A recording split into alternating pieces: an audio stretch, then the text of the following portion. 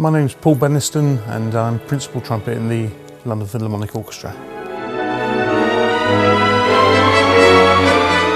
Well, I grew up in a Salvation Army family. At the age of about 7, a rite of passage was all of the kids would have a go on a brass instrument to play in the brass band, which is very much part of the Salvation Army life. I had to go on a cornet. I liked it immediately, and after a couple of years I then took up the trumpet, which is very similar. Once I found the trumpet, that was it.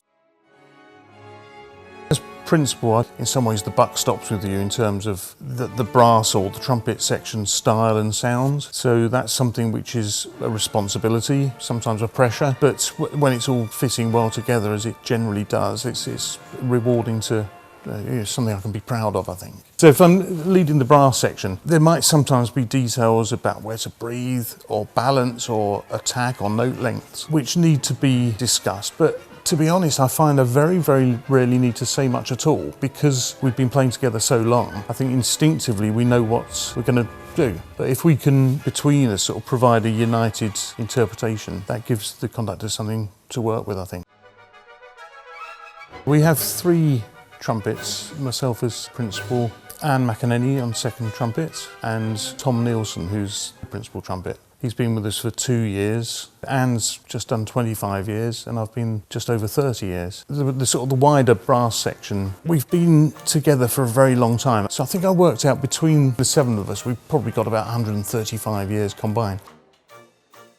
The little trumpet salute we do, that dates back probably getting on for 20 years. The previous co-principal trumpets, Nick Betts, when he was on trial for the co-principal trumpet job, there was a schools concert, and one of the pieces was Lieutenant Kije, which has got a cornet solo. Now at the end of that, he was stood up to take a bow, and he just subconsciously did this little flourish with his cornet. So anyway, we picked up on that, and so it just started a bit tongue-in-cheek, but we've sort of done it more or less ever since.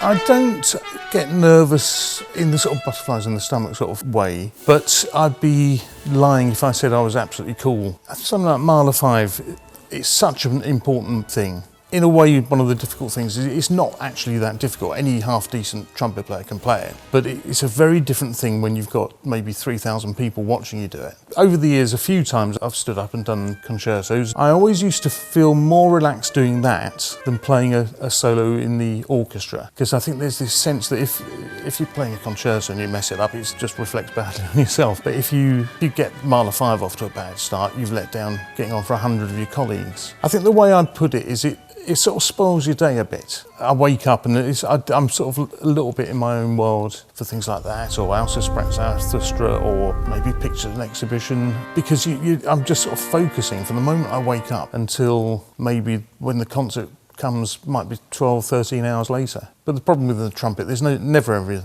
any guarantee things work or they don't work, you know.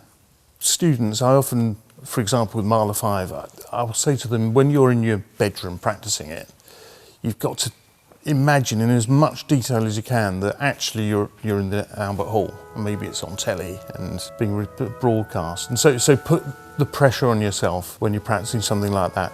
But then conversely, sometimes when you're then in the concert hall playing it, it's quite nice to then almost imagine you're back in your bedroom to balance it. The trumpet, obviously, you put any instrument, you're obviously trying to be the best that you can. You sort of aim for perfection, but you have to learn to forgive yourself as well. I love the variety of the work that we do in the LPO. Of course, we've got the Festival Hall season. We do a lot of touring, so we've been all over the world. And I really do love Glyndebourne. I think that's fantastic. It's such a beautiful part of the world. It gives a really good balance to a more pressurised schedule for the rest of the season. I mean, I'm very proud to be part of the tradition. I'm very interested in the history of the orchestra. I was very fortunate to meet a founder member of the trumpet section, Richard Walton. Malcolm Arnold was a previous incumbent of the principal trumpet chair, which means a lot to me. I followed on from one of my childhood heroes, Laurie Evans, who I've never heard anyone make a better sound on a trumpet than he did. I'm sure we all feel that I think the expression is we're standing on the shoulders of giants, and my proudest thing really is continuing that tradition.